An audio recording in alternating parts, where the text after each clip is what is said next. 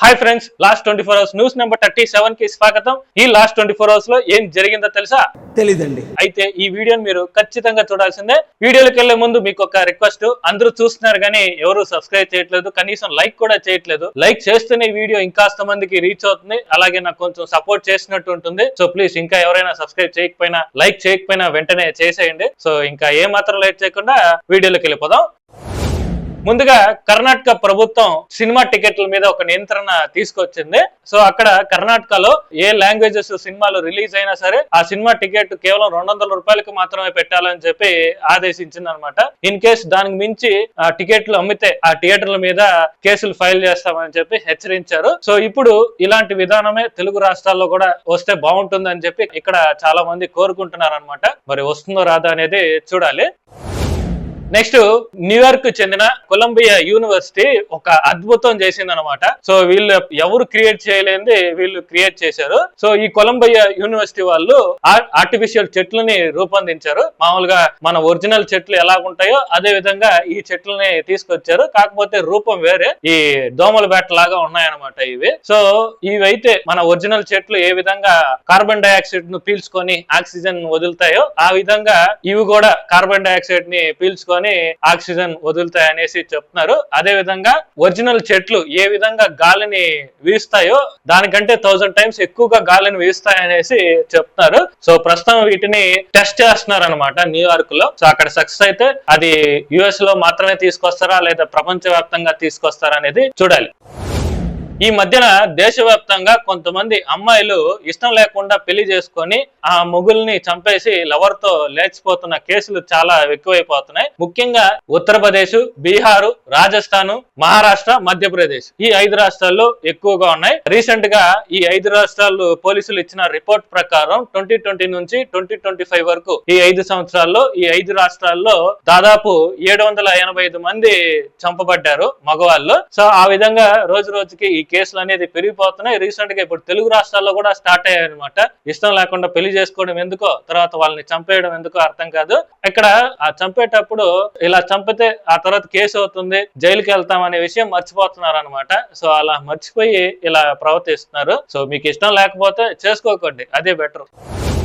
ఇంకా నెక్స్ట్, ఇప్పుడు ఒక మగజాతి ఆణిముత్యం గురించి చెప్పబోతున్నాను. సో యాక్చువల్ గా ఈయన 2023 లో బాగా వైరల్ అయ్యాడు అనమాట అప్పట్లో. సో ఇప్పుడు ఈయన ఒక కేసు వేసాడు, భార్య నుంచే నాకు భరణం కావాలనేసి కేసు వేసాడు. ఇన్ కేసు ఈ కేసు గాన ఆయనకు అనుకూలంగా వస్తే అది చరిత్ర అవుతుంది అనమాట. ఇప్పటి వరకు ఎక్కడా జరగలేదు ఇదే. సో అయితే ఇంతకీ ఈయన కథ ఏంటి అంటే, ఈయన పేరు ఆలోక్ కుమార్, ఆయన భార్య జ్యోతి మౌర్య. సో వీళ్ళకి 2010 లో పెళ్లి అయింది. సో ఆయన మున్సిపాలిటీ ఆఫీస్ లో ప్యూన్ గా పనిచేస్తుంటాడు. ఇంకా ప్యూన్ గా అంటే ఇంకా శాలరీ ఎంత ఉంటుంది ఆ టైంలో? మహా అయితే 10,000 లోపలే ఉంటుంది, చాలా తక్కువ. సో అంత శాలరీ తక్కువైనా సరే భార్యకి చదువుకోవాలన్న ఇంట్రెస్ట్ ఉండడంతో చాలా కష్టమైనా సరే ఆమెని చదివించాడు. సో దీంతో ఆమె ఉత్తరప్రదేశ్ లో PSC ఎగ్జామ్స్ రాసి డిప్యూటీ కలెక్టర్ లాంటి పోస్ట్ కొట్టేసింది. సో తర్వాత 2023 లో వీటితో ఇంకా ఉండకూడదు అని చెప్పి అదే ఆఫీస్ లో పనిచేస్తున్న అతనితో లవ్ చేసి వాడితో లేచిపోయింది అనమాట. సో తర్వాత ఈయన మీడియా ముందుకు వచ్చి ఏడవటంతో బాగా వైరల్ అయ్యాడు. అయితే రీసెంట్ గా ఈయన మాజీ భార్య జ్యోతి లాస్ట్ మంత్ జూన్ లో ఈ ఆలోక్ నుంచి విడాకులు కావాలి, అదే విధంగా భరణం కూడా కావాలని చెప్పి కోర్టులో, ప్రయాగ్రాజ్ కోర్టులో కేసు వేసింది. అయితే దీనికి ఆయనకి ఇంకెక్కడో కాలిందనమాట. నా డబ్బులతో చదువుకొని తిరిగి నన్నే మోసం చేసి వెళ్ళిపోయిన ఈవిడికి నేను భరణం చెల్లించాలా? పోనీ నాకేమైనా అంత శాలరీ ఏమైనా వస్తుందా? నిజంగా చెప్పాలంటే ఆమె కంటే చాలా తక్కువ వస్తుంది. ఇక్కడ నిజంగా భరణం ఇవ్వాల్సింది ఆమె. సో ఆమె నుంచి నాకు భరణం ఇప్పించండి అనేసి చెప్పి ప్రయాగ్రాజ్ కోర్టులో రివర్స్ కేసు వేశాడు అనమాట. కానీ కోర్టు ఆయన కేసుని యాక్సెప్ట్ చేయలేదు. సో దీంతో ఆయన దాన్ని సవాల్ చేస్తూ అలహాబాద్ హైకోర్టులో పిటిషన్ వేసాడు అనమాట. సో అక్కడ కోర్టు యాక్సెప్ట్ చేసింది. దీంతో ఆమెకి నోటీస్ పంపించారనమాట, దీని మీద మీ అభిప్రాయం ఏంటో చెప్పాలి అని చెప్పి. సో కోర్టులో కేసు ఇంకా నడుస్తోంది, ఇంకా హీరింగ్ కి రాలేదు. సో ఇప్పుడు ఇతనికి గాన అనుకూలంగా అలహాబాద్ హైకోర్టు తీర్పిస్తే అది చరిత్ర అవుతుంది. సో దీన్ని ఎగ్జాంపుల్ గా పెట్టుకొని చాలా మంది మగవాళ్ళు భరణానికి రివర్స్ కేసు వేయచ్చు అనమాట. మరి చూద్దాం ఏం జరుగుతుంది అనేది. ఏపీ సీఎం గా పవన్ కళ్యాణ్ గారు. ఎస్, మీరు వినింది కరెక్టే. సో ఆయన త్వరలో ఆంధ్రప్రదేశ్ ముఖ్యమంత్రి కాబోతున్నారు. కాకపోతే అది 4 రోజులు మాత్రమే. సో ఈ నెల 26 నుంచి 30 వరకు చంద్రబాబు గారు, ఆయనతో పాటు నారా లోకేష్ గారు, నారాయణ, అలాగే టీజీ భరత్ ఇలా ముఖ్యమైన నేతలతో సింగపూర్ పర్యటనకు వెళ్తున్నారు అనమాట. సో అమరావతికి పెట్టుబడులను తీసుకురావటానికి. సో అందుకని ఆ 4 రోజులు పవన్ కళ్యాణ్ గారు రాష్ట్ర ముఖ్యమంత్రిగా అలాగే రాష్ట్ర ఇన్ఛార్జ్ గా ఉండనున్నారు. సో తర్వాత చంద్రబాబు గారు వచ్చిన తర్వాత ఆయన పోస్ట్ ఆయనకే ఇచ్చేస్తారు. నెక్స్ట్, ఈ మధ్యన హిందీ లాంగ్వేజ్ కి వచ్చిన ప్రమోషన్ ఇతర ఏ లాంగ్వేజెస్ కి రాలేదన్నమాట. వేరే నాయకులు చేశారంటే ఏదో అనుకోవచ్చు, మన తెలుగు నాయకులే హిందీ లాంగ్వేజ్ కి ప్రమోషన్ ఇస్తున్నారు. సో ఎవరికి వాళ్ళు తగ్గట్లే. అటు పవన్ కళ్యాణ్ గారు కావచ్చు, నారా లోకేష్ గారు కావచ్చు, ఇప్పుడు జగన్ గారు కూడా వీళ్ళల్లో చేరిపోయారు. హిందీ మాతాకి జై, హిందీ మాతాకి జై అనేసి అంటున్నారు. సో ఇంతలా వాళ్ళకి లేని దురద మన వాళ్ళకి ఎక్కువైపోయింది అనమాట. సో అంతలా ఆ హిందీ లాంగ్వేజ్ ని నెత్తినెట్టుకొని మోస్తున్నారు, మోదీ గారి మెప్పు కోసమే అనుకుంటా. సో అయితే ఇంతకీ ఈ హిందీ కాంట్రవర్సీ ఎక్కడ స్టార్ట్ అయింది అంటే, మన హైదరాబాద్ లో జరిగిన ఒక ఈవెంట్ లో పవన్ కళ్యాణ్ గారు హిందీ అనేది ఒక రాజ్య భాష, తెలుగు మన తల్లి అయితే హిందీ మన పెద్దమ్మ అనేసి అనడంతో అది బాగా కాంట్రవర్సీ అయిపోయింది అనమాట.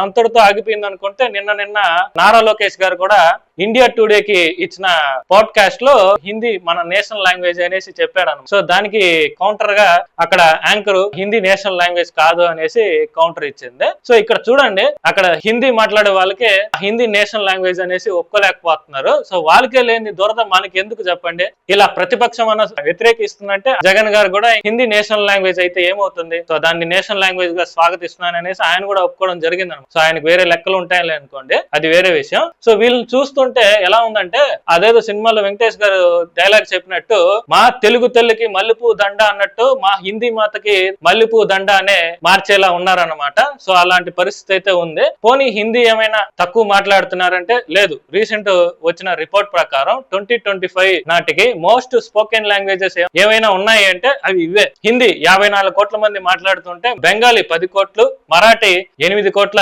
50 లక్షలు, తెలుగు 8 కోట్ల 30 లక్షలు, తమిళ్ 7 కోట్ల 80 లక్షలు, ఇంకా మలయాళం 3 కోట్ల 50 లక్షలు, పంజాబీ 3 కోట్ల 40 లక్షలు. సో ఈ లాంగ్వేజెస్, ఈ టాప్ 10 నేను అన్ని చెప్పలేదు కానీ, సో ఇక్కడ ఒకసారి నేను ఇక్కడ ప్లే చేస్తున్నాను, ఒకసారి చూడండి. సో ఈ లాంగ్వేజెస్ మన ఇండియాలో ఎక్కువగా మాట్లాడుతున్నారు అనమాట. సో ఇక్కడ మనకు బాగా తెలుస్తుంది హిందీ ఏ విధంగా డామినేట్ చేసింది అనేసి. నార్త్ సైడ్ అయితే ఆల్మోస్ట్ ఉన్న లాంగ్వేజెస్ అన్నిటిని కబ్జా చేసింది అనమాట. సో ఇప్పుడు అక్కడ అన్ని డామినేట్ చేశాం కాబట్టి ఇప్పుడు సౌత్ మీద డామినేట్ చేద్దాం అనే ఉద్దేశంతోనే ఇప్పుడు హిందీ మన మీద రుద్దడానికి ట్రై చేస్తారు. సో అందుకే తమిళనాడు వాళ్ళు ఈ హిందీ మాకు వద్దురా బాబు, ఆ విధంగా హిందీని వ్యతిరేకించడం అయితే జరిగింది. హిందీని మనం గౌరవించాలి. అలా గౌరవించాం కాబట్టి ఇంకా 10th క్లాస్ వరకు హిందీ బతికే ఉంది. అదే వ్యతిరేకించుంటే తమిళనాడు లాగే హిందీ ఇప్పటి వరకు ఇంప్లిమెంట్ అయి ఉండేది కాదు. దాన్ని నెత్తినెత్తుకొని పూజించాల్సిన అవసరం లేదనేసి నా అభిప్రాయం. సో దీని మీద మీ అభిప్రాయం ఏంటో కామెంట్ చేయండి. సో అది వీడియో. లాస్ట్ 24 అవర్స్ లో జరిగిన ట్రెండింగ్ టాపిక్స్ అయితే ఇవి. హోప్ మీకు వీడియో నచ్చిందని అనుకుంటున్నాను. నచ్చితే ఒక లైక్ చేయండి. లైక్లు చాలా ఇంపార్టెంట్. మీరు లైక్ చేస్తే ఈ వీడియో ఇంకాస్త మందికి రీచ్ అవుతుంది. సో ప్లీజ్ వెంటనే లైక్ చేసింది, అలాగే సబ్స్క్రైబ్ చేసుకోవడం మర్చిపోకండి. సో ఇంకా మరో కొత్త వీడియోతో మళ్ళీ కలుద్దాం. ఇక నుంచి నిన్ను బ్లైండ్ గా ఫాలో అయిపోతా.